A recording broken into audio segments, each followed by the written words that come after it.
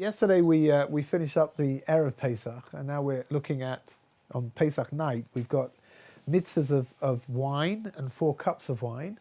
And let's just have a look and see a few of the halachas that we've got over there. So first of all, it's a chiyuv, it's an obligation on every man and woman over the age of bar and bat mitzvah to drink 4 cups of wine on Pesach, on Seder night. Not just to drink 4 cups of wine, but to drink them according to the order that they appear inside of the Haggadah.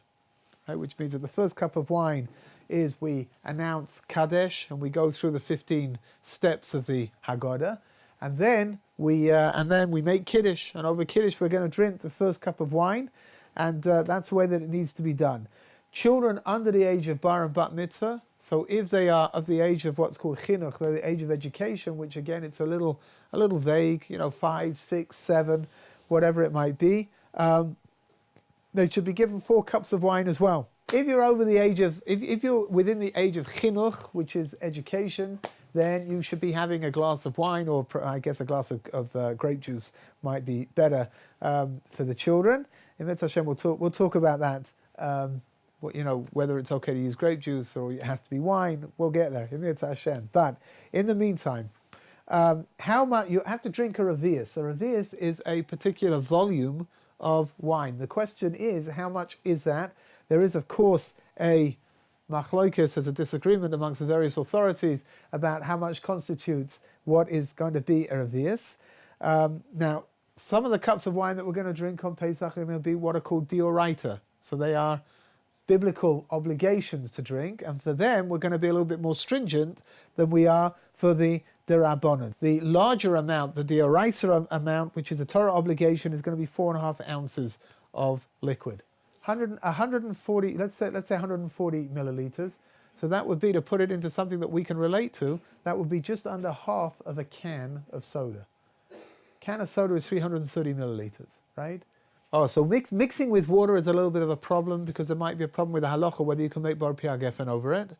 But what you can do is that you can use wine which has got a very minimal alcohol content. So, for example, things like Moscato wines have got maybe 4%, 5%.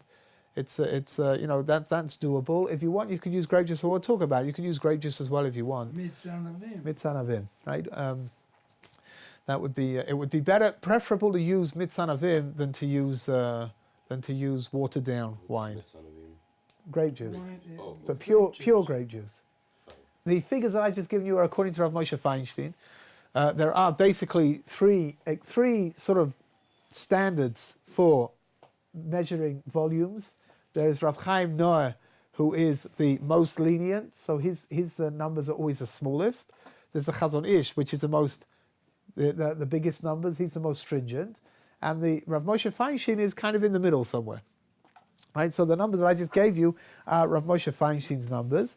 So here we've got the cups of wine that we drink on Seder night are derabonans. They're coming from the rabbis. They're not coming from the Torah, the obligation. Therefore, we can use the smaller number, right? 3.3 fluid ounces, which was what? How much do you think? 100 milliliters? Whatever, around the 100. Let's just say around the 100, right? You can use a smaller number, but because this year Seder night is going to be on Friday night, and the Kiddush on Friday night is definitely a dioraisa, so that's definitely a Torah obligation, that means that for the first cup of wine that we're going to drink, everyone should be more stringent, and they should use a larger figure of 4.5 rather than the figure of 3.3, which they can use for the other 3 that come afterwards. If you want to be stringent upon yourself, so it's a good thing to do, and like the rabbis say, tavo aleichem bracha, you'll be blessed for doing it. If you can drink the larger amount for all 4 of the cups of wine, that would be the best thing to do, right? But again, you don't have to. The first cup of wine you do. The other 3, if it's a problem, then you don't have to. What kind of wine should you be using? So first of all, it's best to use red wine, right? Why is that? Because red wine is considered to be more meshubach. The Gemara says that it's considered to be, how do you say meshubach? More choshev, yeah. More, it's more important. Red wine is, again, I don't know very much about wine, but I have noticed that people who are, wine connoisseurs tend to prefer red wine. Red wine seems to have a much larger following. It's got a much larger Torah behind it as well, of everybody, talking about these things. The Gemara says that the red wine is the best thing to use. Lemaisa, like this. For many years, I try to use wine on Pesach. I'm not very keen on wine, so I used to use Moscato. The problem with Moscato is that it's white, and it comes from Muscat grapes. So what I used to do was take white Moscato wine and add a little bit of red wine into it as well, just to give it the colour, in order that it should have a din of being red wine, just to fulfill the mitzvah of drinking red wine. Interestingly enough, there are communities where they don't use red wine, they only use white wine. On purpose they only use white wine, because part of the problem with red wine was that, if you know your Jewish history, over the years it was a cause of the blood libels. The idea of red wine, that it was blood, and very, very often in Christian areas of Europe, it caused all kinds of terrible pogroms to take place and all kinds of libels to take place. Blood to make matzahs. They thought they were making the blood to make matzahs, and they thought that these cups of wine that they were using was leftover blood. Even the whole thing is ridiculous. I mean, completely ridiculous. On top of everything else, Matzah never looks red. the matzah never looks red. And on top of everything else, the matzah is the only food that we have in the year that you can't add anything into it. Which means, I understand that if they want to come and say, if there was a mitzvah to drink borscht, right, which is made out of beets, so I could understand, well, that must be blood, right? It looks like blood. If you ask me, it tastes like blood as well, but that's just my personal opinion. I'm not a big fan of borscht. It Tastes pretty No, good but I if did you taste add borscht. sour cream. Yeah, add some sour cream, it tastes pretty good. Only if you like sour cream. This is for you, no? A little bit of nostalgia. Rav Elchanan Wasserman, one of the great rabbis of the Holocaust era, he was the foremost student of the Chofetz Chaim. He explained like this: how can it be that something as absurd as the blood libel, how can it be that it exists? It's still around. It's the most astonishing thing, it really is. Maybe I understand that back in the superstitious medieval times, so people believed whatever they wanted to believe. They believed completely idiotic things. They're publishing the protocols Protocols of Zion, right? in Arabic for these mobs. For sure, it's one of the biggest sellers in the Middle East, right? The Protocols of Zion. I read a book by a retired Israeli judge called "The Lie That Wouldn't Die," right? The Protocols of Zion. It's something which is, again, it's so completely absurd, and yet people believe whatever they want to believe, and the blood libel is still around. It's still with us today. It's incredible. Huh? First of all, the concept of the blood libel keeps appearing. The last full-blown blood libel, if my memory serves me correct, was in 1978, with a dead body and everything, a dead Christian child somewhere in what used to be the USSR.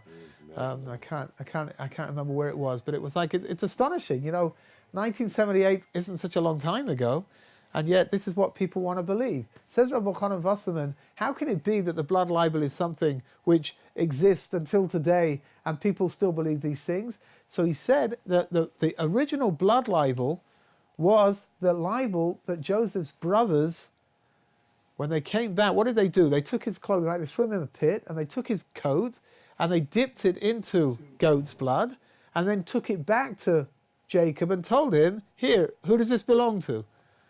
And Rabbi Elchanan Wasserman says that was the original blood libel, the first one.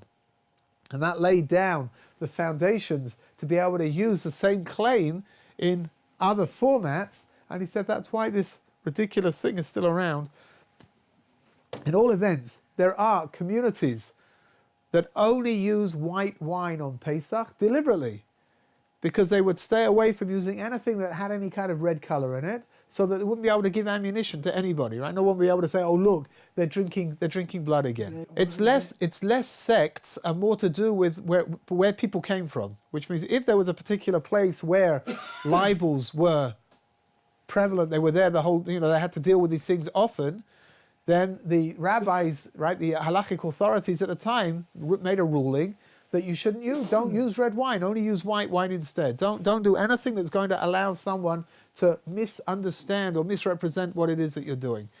Right? So it's got a lot less to do with which particular, I don't know, Hasidic sect you belong to or which particular Ashkenazi sect you belong to, and a lot more to do with what was happening in your location at any one particular time. In all events, can you use grape juice? You can use grape juice. Rabbi Weiss, one of the biggest halachic authorities alive today, said that grape juice, 100% pure grape juice, can be used for every single requirement that needs wine inside of halacha, except for on Purim. Apparently, it doesn't get you drunk. Right? You know what? Unless you're diabetic, you drink enough grape juice and you're diabetic, it'll have the same kind of an effect. But Lamaisa, so on Purim, on Pesach, he says, lots of people, they just don't enjoy wine enough to want to drink 4 cups of wine.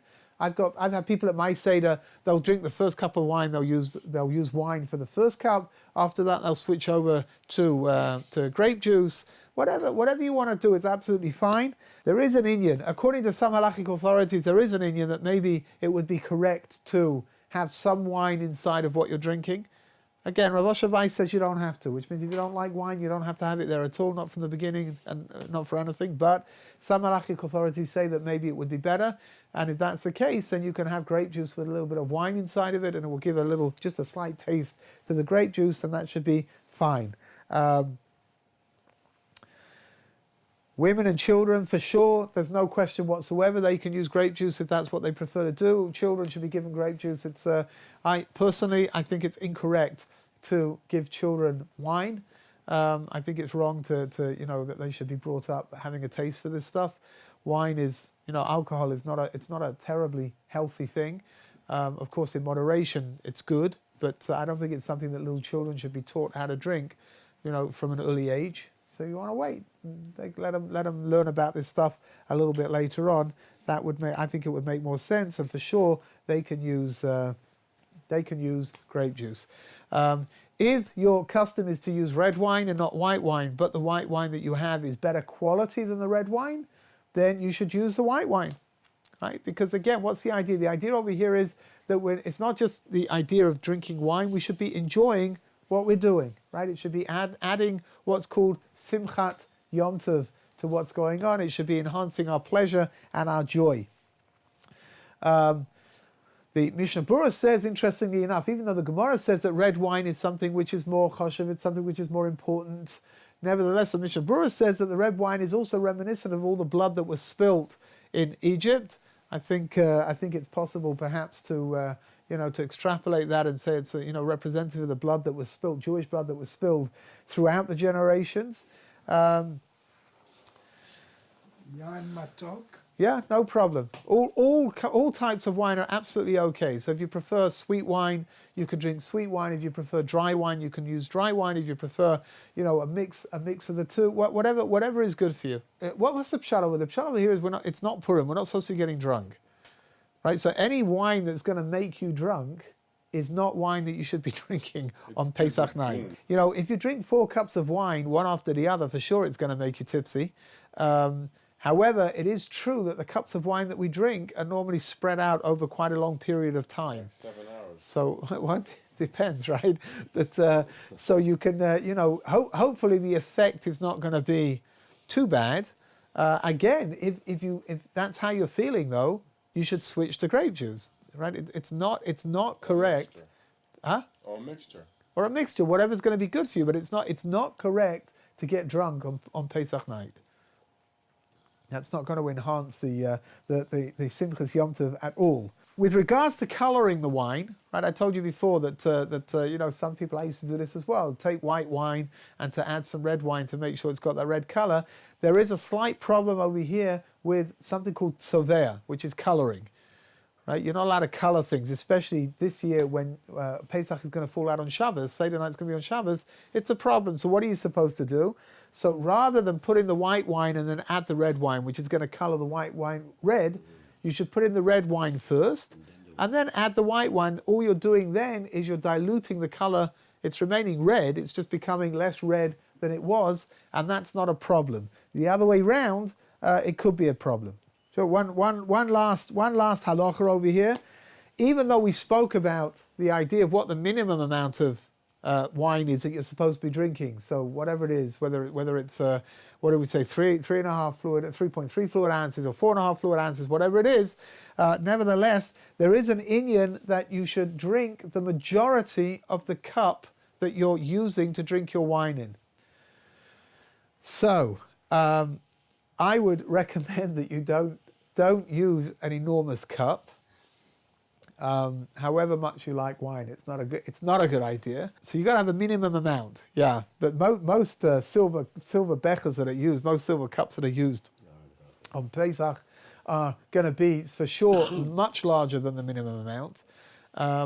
Just whatever use your common sense, which hopefully you have at the beginning of the evening, even if you don't have it by the time you've drunk 4 cups of wine, right? But hopefully it will be there.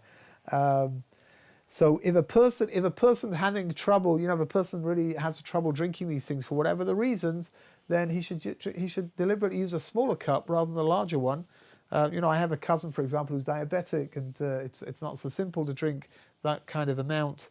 So he uses special wine that has got a minimum sugar content inside of it. But nevertheless, when you're drinking that much, and it might not be so healthy to do that.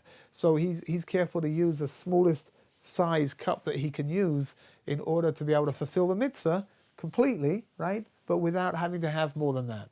Good. Okay. That great. The bottom line is the kos shel Eliyahu, Elijah's cup, which is that great big cup that gets filled up, which Mr. Hashem will talk about.